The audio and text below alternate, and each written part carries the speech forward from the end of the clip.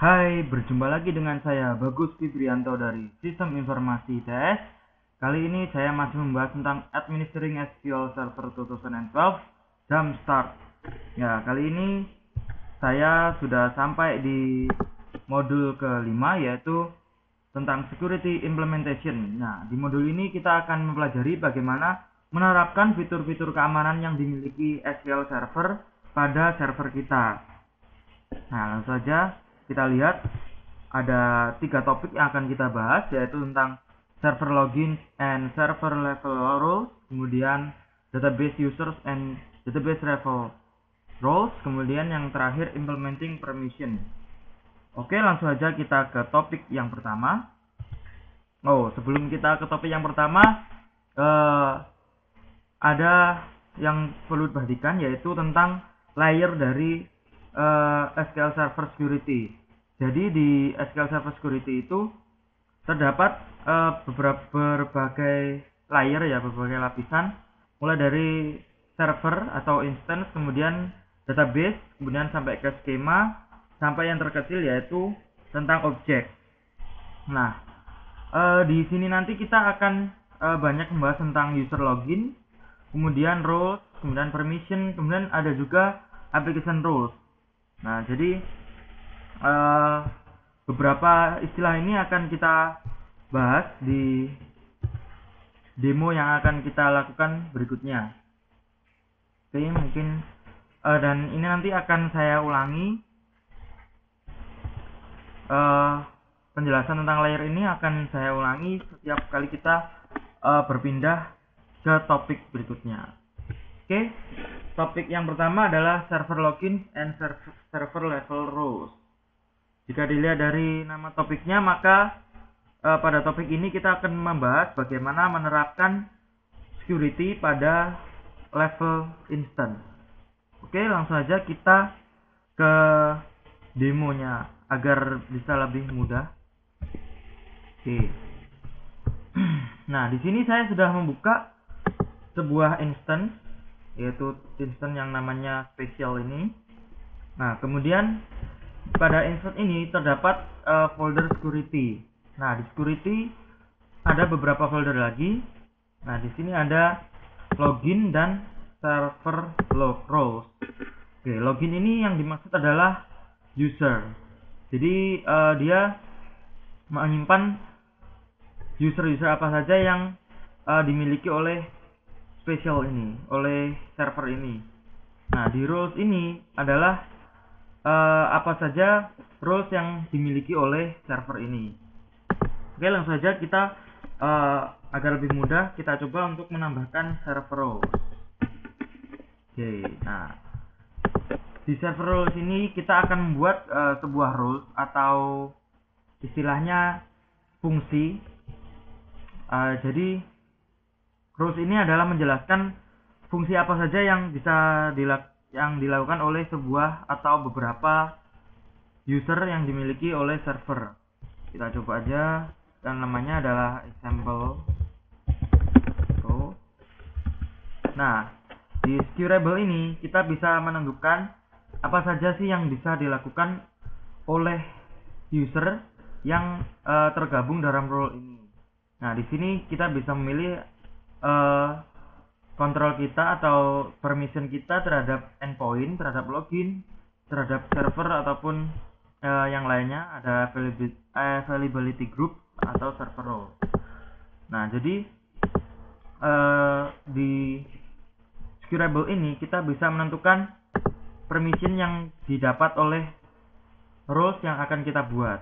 Nah, misalkan pada login ini kita bisa menerapkan permission dari role ini terhadap login special ini atau user special. Nah, kita bisa menerapkan permission untuk mengontrol special atau mengubah special atau hanya untuk view definition ini. Nah, kita coba kontrol aja. Kemudian kita juga bisa menerapkan permission dia terhadap server. Tentunya server yang ada ini adalah dia sendiri.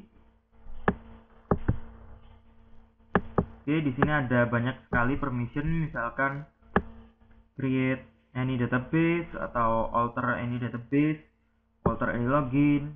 Kita bisa menambahkan grant atau deny. Nah, tuh. Oke, kita juga bisa menambahkan member, yaitu kita bisa menambahkan user mana saja yang tergabung dalam role ini. Nah, jadi kalau user sudah tergabung dalam role ini, maka dia memiliki permission sesuai dengan role, sesuai dengan permission role-nya. Oke. Nah, misalkan seperti ini, kita tambahkan lagi.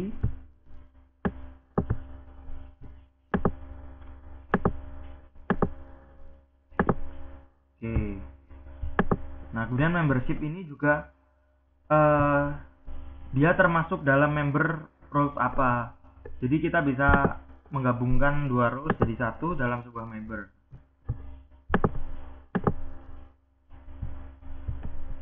Oke. Nah, di sini sudah terdapat example role. Nah, ini adalah yang ada tandanya merah ini default dari SQL Server, dia tidak bisa dihapus. Nah, kalau kita tadi sudah menambahkan roles, sekarang kita juga bisa menambahkan login. New login. Nah, login ini jadi kita membuat user baru yang bisa mengakses pada server ini. Nah, kita bisa menambahkan nama, misalkan example user. Nah, harus bisa pakai spasi juga. Nah, di sini ada dua pilihan, yaitu Windows Authentication ataupun SQL Server Authentication. Itu.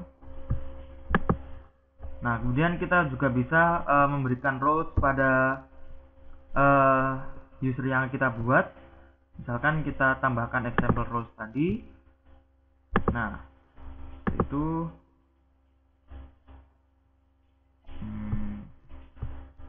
ini kita tambahkan default skema ataupun default database dari user ini. Jadi ketika user login, maka dia langsung menuju database defaultnya. Seperti saya tadi login langsung menuju ke database master, karena default database saya adalah master. Nah, ini kita juga bisa menambahkan statusnya, apakah dia sudah bisa melakukan koneksi ke database engine ataupun dia bisa login. Kalau kita disable, maka kita belum bisa menggunakan user ini.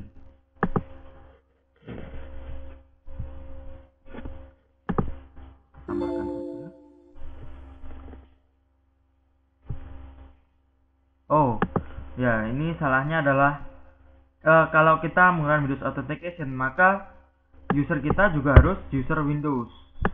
Nah, kita bisa melakukan search di sini, kemudian advanced, find. Nah, di sini kita bisa memilih usernya. Oke, seperti itu. Jadi kalau misalkan Windows Authentication, maka username-nya atau login name-nya juga harus terdapat pada user account pada Windows. Nah, kita bisa membuat SQL Server Authentication. Nah, ini bisa kita tambahkan sendiri. Passwordnya terserah, ataupun kita juga bisa menggunakan password policy. Nah, kalau password policy, maka password yang kita tuliskan harus sesuai dengan ketentuan dari Windows Password Policy. Kita buat password sederhana saja. Password.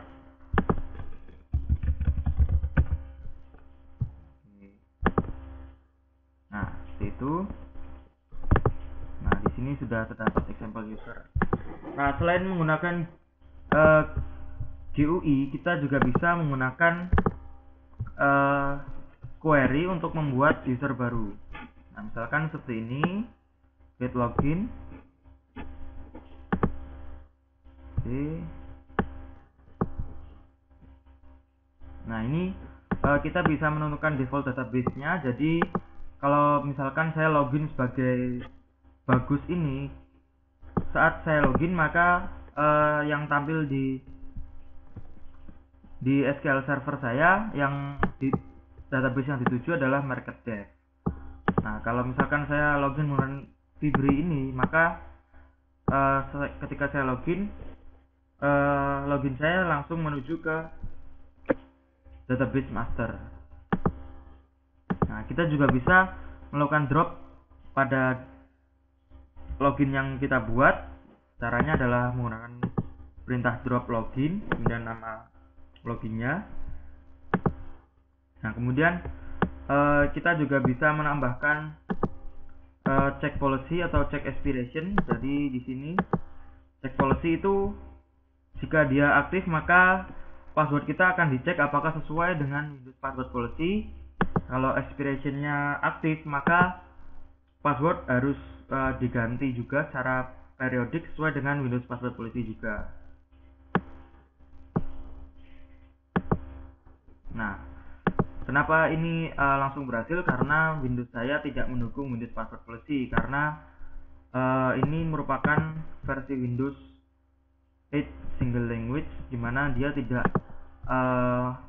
memiliki fitur Windows password policy. Oke, kita lihat. Nah, di sini tadi sudah ada banyak. Oke. Nah, kemudian bagaimana kita menerapkan permission pada user-user yang telah kita buat? Caranya adalah kita pilih properties dari database engine kita atau instance kita, properties, kemudian kita pilih permission. Nah, di sini kita pilih login yang telah kita buat tadi. Nah, kemudian di sini ada banyak sekali pilihannya. Misalkan alter any availability, alter any database, create any database. Nah, connect to SQL ya pasti dia. Jadi dia sudah connect ke SQL. Sudah kita aktifkan, tidak kita deny. Dengan control server, create any database dan lain-lain. Oke, kemudian untuk membuat roles kita juga bisa menggunakan query, menggunakan code di sini. Caranya membuat create server role, kemudian nama role-nya. Oh, ini sudah ada. Kita tambahkan server admin 2. Nah, masalah selesai. Jadi tujuan kita membuat roles adalah agar kita bisa menerapkan kelompok user itu memiliki permission yang sama. Permission yang sama sesuai dengan permission yang kita terapkan pada roles-nya. Nah, di sini kita menerapkan grant permission yaitu control server ke server admin 2. Nah, jadi saat kita execute ini maka server admin 2 ini dia bisa memiliki permission untuk mengontrol server. Nah, kemudian untuk menambahkan membernya kita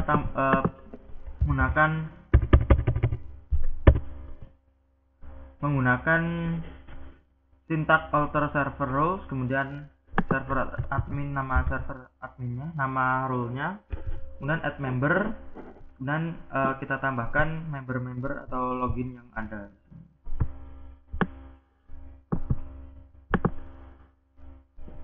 Oh, ternyata harus satu persatu. Oke. Kita coba.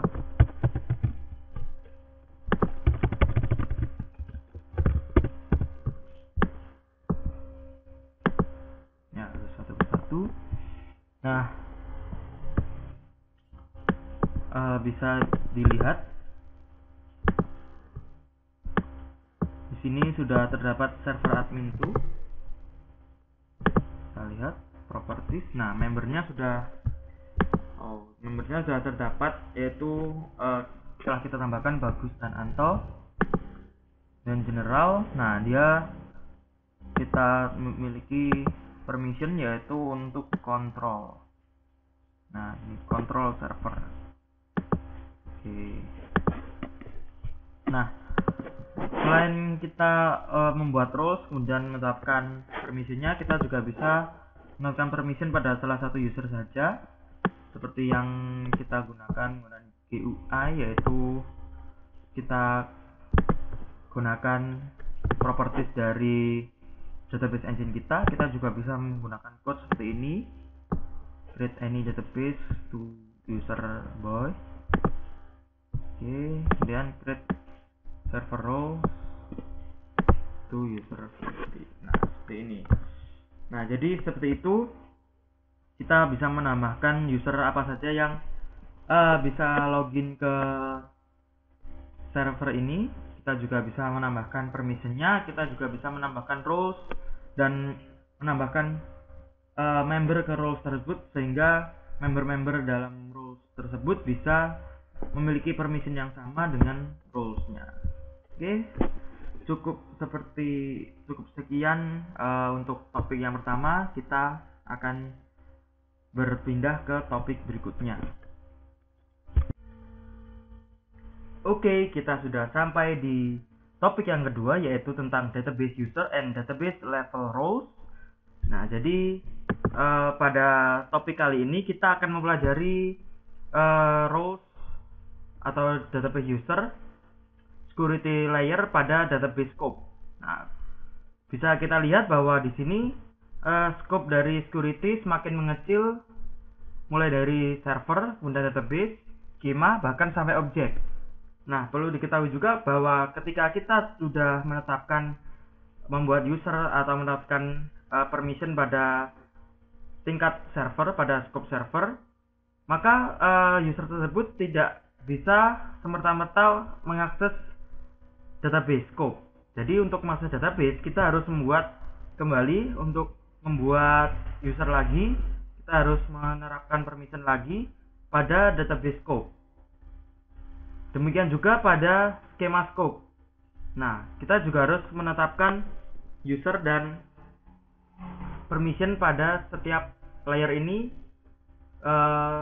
Setiap layernya harus kita tetapkan sendiri-sendiri. Jadi tidak bisa ketika kita sudah membuat user, maka user tersebut langsung bisa mengakses database ataupun skema, tetapi kita harus menetapkan lagi roles dan user pada database tersebut. Nah, di topik kali ini kita akan mempelajari tentang database security, database scope, security pada database scope, kemudian juga pada permission untuk database scope dan application roles. Oke, langsung saja kita ke demonya. Nah, oke. Nah, bisa dilihat pada database. Ketika kita buka database, maka kita bisa menambahkan folder security di sini. Jadi ada dua tadi, security pada tingkat server dan security pada tingkat database. Nah, ini. Nah, jadi untuk menetapkan user pada tingkat database, kita bisa menambahkan new user pada database. Nah, di sini kita bisa memilih user apa saja, misalkan Windows user, memilih jenisnya, atau SQL Server with login. Ketika kita menetapkan SQL Server with login, kita harus memilih user yang kita miliki pada tingkat server tadi. Misalkan di sini bagus. Oke. Nah, kita bisa menambahkan namanya. Jadi nama ini tidak harus sama, tapi untuk memudahkan kita buat sama saja, atau kita tambahkan keterangan bagus market that. Kemudian kalau di tingkat server kita bisa menerapkan default database, kalau di tingkat database kita bisa menetapkan default skema. Nah, seperti ini.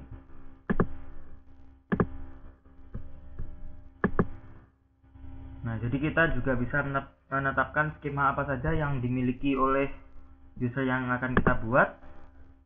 Nah, ini kita juga bisa mendaftarkan user ini ke roles yang telah ada. Nah, ini kita juga bisa menambahkan permission pada user ini.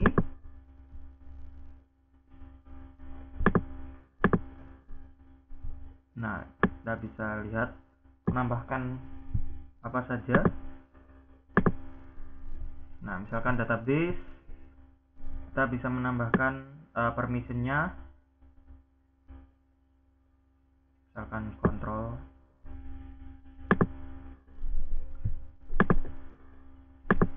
Oke, jadi seperti itu untuk menambahkan user. Kemudian kita juga bisa menambahkan role. Nah, ini ada dua, database roles dan application roles. Nah, kita coba yang database roles terlebih dahulu. Nah, kita tambahkan namanya, misalkan example. Harus pakai spasi juga boleh. Nah, kita bisa menerapkan siapa yang berhak mengontrol ini atau ownernya. Nah, ini adalah user yang telah kita buat tadi. Nah, dia yang memiliki role ini. Kemudian kita bisa pilih skema yang dimilikinya. Nanti kita juga bisa menambahkan member. Jadi bedanya owner dengan member adalah owner dia maka memiliki permission untuk semua roles ini. Kalau member di sini kita bisa menerapkan roles masing-masing.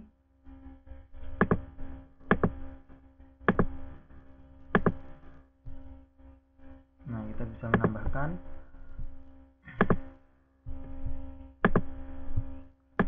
Oke, kita tambahkan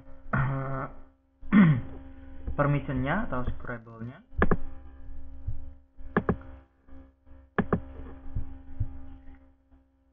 Database. Nah, kita bisa tambahkan permission yang bisa dilakukan oleh roles ini.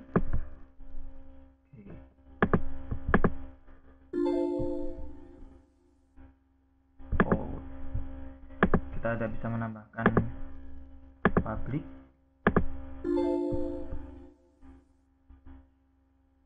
Oh, ternyata example role sudah ada pada tingkat server tadi ya. Kita example role itu. Oke.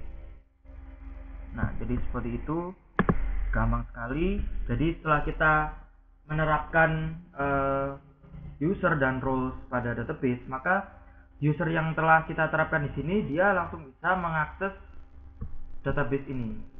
Dia bisa mendapatkan permission untuk melakukan apa saja yang telah kita setting tadi pada database ini. Kalau misalkan belum, maka user tersebut tidak bisa melakukan apa-apa pada database.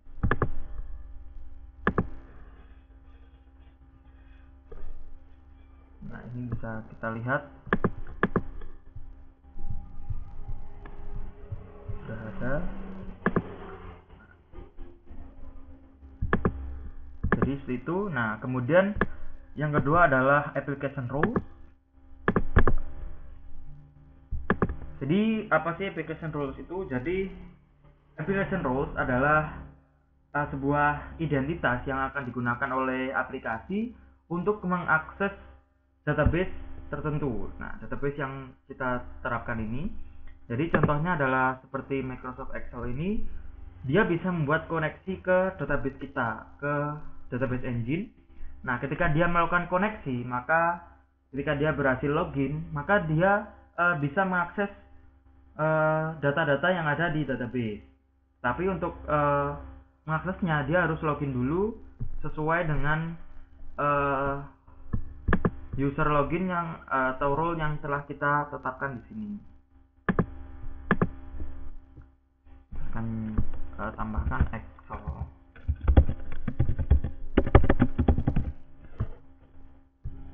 kita tambahkan juga.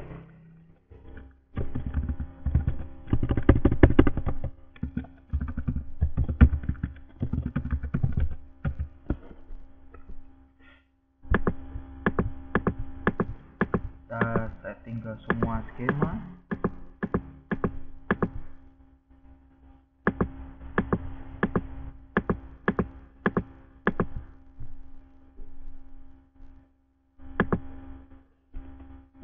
Nah, ini juga bisa kita tambahkan permissionnya.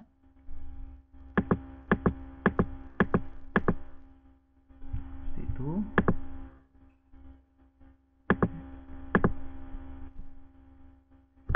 Atau kita juga bisa menambahkan default skemanya apa, tapi tidak bisa, jadi dia langsung akses ke database.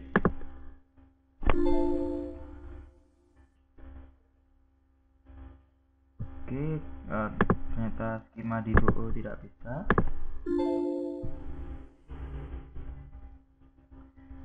Oh, ternyata dia sudah terbuat tetapi tidak bisa masuk ke DBO. Lihat di sini. Nah, sudah ada lihat propertiesnya. Oke, dia bisa mengakses ini. Nah, jadi seperti itu cara kita membuat application row. Oke, masih di topik kedua dari modul kelima ini. Nah, jadi sekarang kita akan membahas tentang content database. Nah, jadi content database ini dia digunakan untuk mengatasi masalah ketika memindah database ke server. Perlu Anda ketahui bahwa ketika kita memindahkan suatu database ke server lain, maka untuk bisa mengakses database tersebut, kita harus login sebagai user yang dikenali oleh di server asal. Nah, kalau kita login di server tujuan, kita tidak bisa mengakses database ini. Nah, oleh karena itu kita harus membuat satu user baru ke database yang kita pindahkan tadi. Masalahnya adalah untuk bisa membuat user pada database dengan kita memberi nama user dan password, maka kita harus membuat database tersebut menjadi contain. Nah, untuk melakukannya, marilah kita lihat demo berikut ini. Oke. Nah, jadi yang pertama yang perlu dilakukan adalah kita harus mengatur level option ini, spconfigure. Nah, jadi kita mengatur content database authentication agar kita bisa membuat content database. Oke, kita execute. Jangan lupa setelah kita melakukan spconfigure pada sys, jangan lupa kita reconfigure. Oke, nah kemudian di sini saya tunjukkan dulu bagaimana kita bisa membuat database dan membuat user untuk database terkait. Oke, nah dilihat, kita lihat di sini. Nah, di sini ada masalah, you can only create a user with a password in content database. Nah, dengan kata lain, untuk bisa membuat user baru dengan password, kita harus membuat database ini menjadi content database. Nah, caranya seperti ini, alter database, market dev, kemudian set containment partial. Kita gunakan master lagi.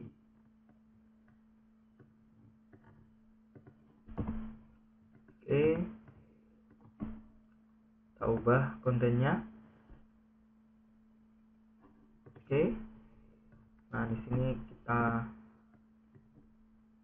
buat pakai market dev lagi, kemudian kita create user. Oke, seperti ini. Nah, selain melalui code ini, kita juga bisa membuat code melalui membuat user baru melalui GUI dari SSMS ini. Caranya kita pilih di security, kemudian user, kita pilih new user, dan kita ketikkan Bagus Yulianto. Sekarang kita bikin Bagus Fibrian. Password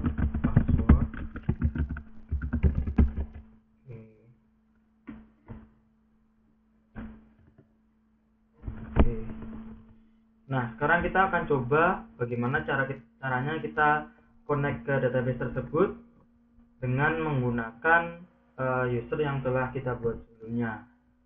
Di sini saya akan mengkoneksikan sebuah query. Nah, di sini ada query baru. Kita pilih SQL Server Authentication. Nah, di sini kita masukkan nama user kita, nama yang memakai code tadi. Passwordnya kelupaan tadi. Passwordnya password. Oke, kita koneksikan lagi.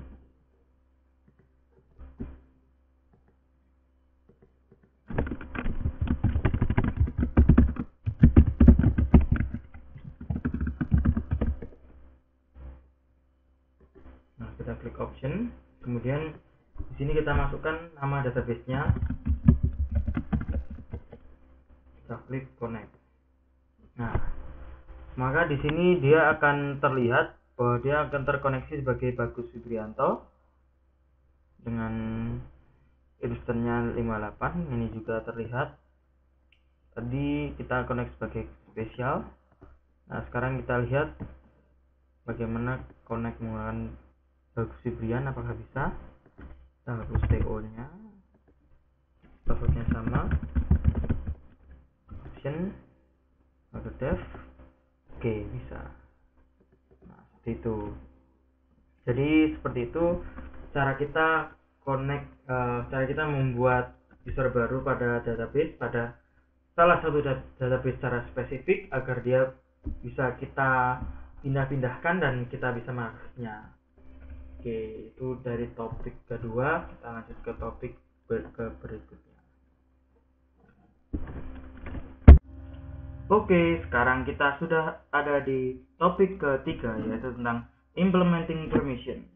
Nah, tadi di topik-topik sebelumnya kita sudah belajar bagaimana kita membuat roles, bagaimana kita membuat user, bagaimana membuat login, bagaimana kita melakukan assign permission pada setiap user atau setiap login, setiap roles.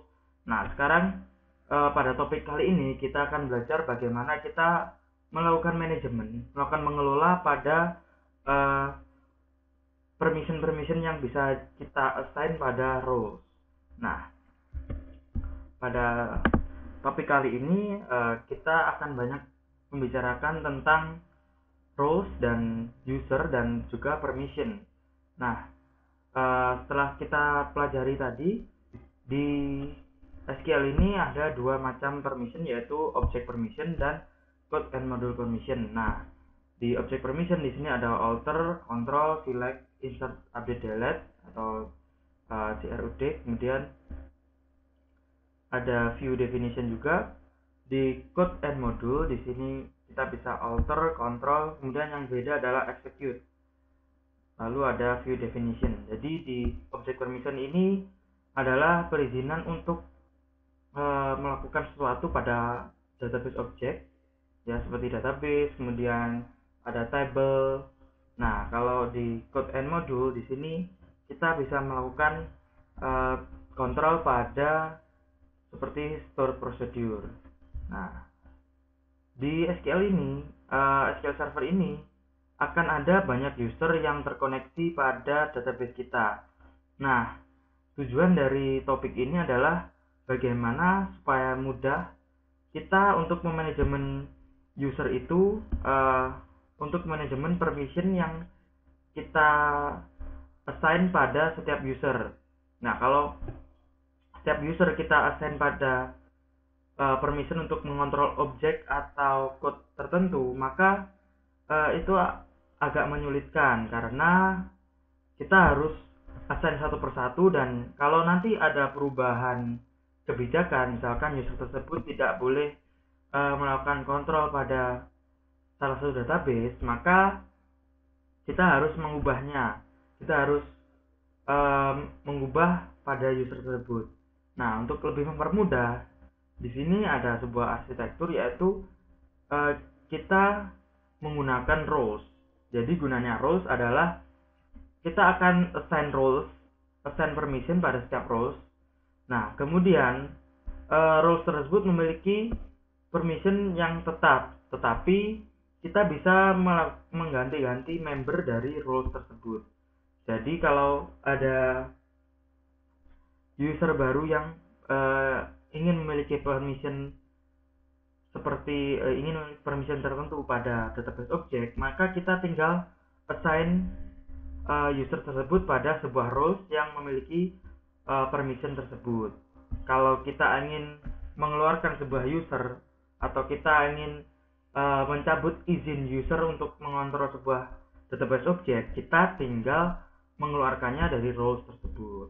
Nah, pada topik kali ini juga kita pada demonya kita akan mempelajari bagaimana kita menerapkan skema security pada skema scope, dan kita akan bagaimana mengontrol objek-objek di dalam skema tersebut. Oke, langsung saja kita ke demonya. Nah, ini jadi di sini jadi di sini saya menggunakan example DB untuk melakukan demo ini. Jadi yang pertama kita buat sebuah skema baru, kemudian kita buat table pada skema tersebut. Oke. Nah, kemudian kita buat sebuah prosedur baru atau store prosedur. Nah, gunanya saya membuat ini adalah agar kita juga bisa melakukan membuat permission pada code and module tadi. Salah satunya adalah prosedur, store prosedur. Oke, jadi di sini saya buat prosedur namanya example.new procedure. Nah, prosedur ini ketika dijalankan dia akan melakukan perintah select stars from example.new table. Jadi dia akan menampilkan semua data yang ada di new table ini. Nah, oke. Nah, sekarang bisa kita lihat di tingkat database juga ada security. Nah, di sini kita lihat di skema. Oke, kita refresh dulu. Nah, di sini ada example. Nah, kemudian di sini ada beberapa user. Kemudian ada juga beberapa database roles.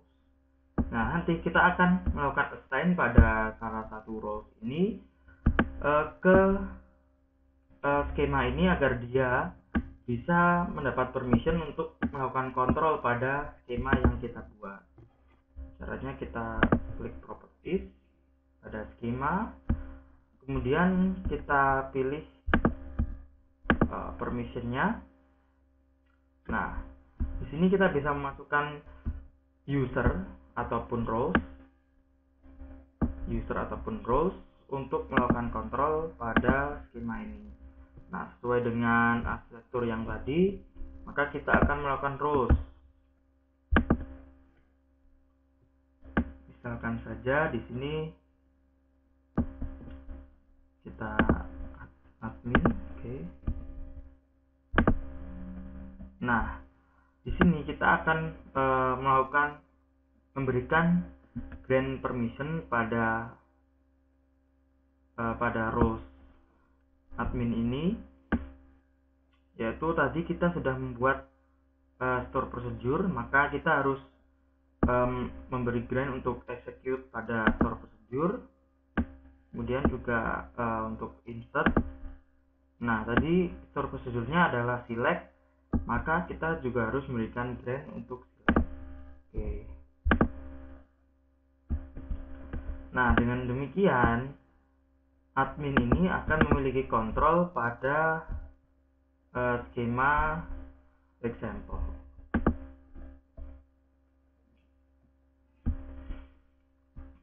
Nah, di sini bisa dilihat skema apa saja yang dimiliki oleh ini. Nah, kita sudah memasukkan tadi example ini. Nah, kemudian kita juga bisa menambahkan role member dari role ini. Kita bisa menambahkan user baru, kita bisa menambahkan SQL user. Nah, banyak di sini. Guys.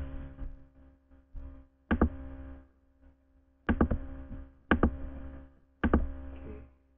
Nah, seperti itu. Jadi untuk mengaturnya kita tinggal menambahkan user pada roles ini. Nah, otomatis user tersebut bisa melakukan kontrol terhadap example skema ini. Oke, ini akhir dari topik terakhir ini. Nah, jadi sekian untuk modul kali ini. Sampai berjumpa pada modul berikutnya. Terima kasih sudah menyaksikan.